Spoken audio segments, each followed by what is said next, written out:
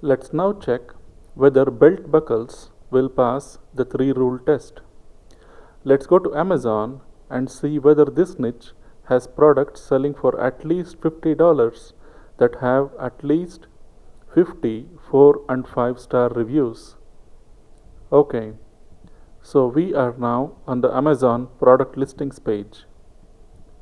The first thing you would want to note is that there are no products selling at or around $50 on the first page. Most of these are selling for less than $10. That usually is not a good sign. The listings are sorted by relevance. Ideally, on the very first page, you would want to see at least a couple of products that are selling for $50 or more and have at least 50 or 100 4 and 5-star reviews. That is not so for belt buckles. Let's see the second page. This one here is selling for $45 and has more than 1000 reviews, but it's a belt and not a belt buckle.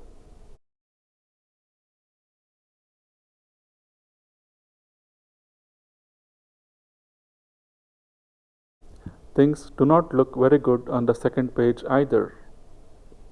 Let's see page 3.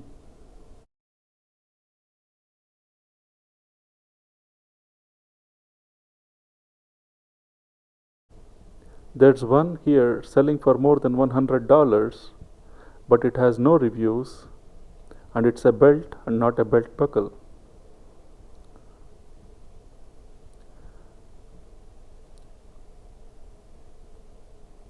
So far, we have not found one product that meets our criteria. At this stage, we can conclude this cannot be a niche by itself. We should not build a site just around belt buckles.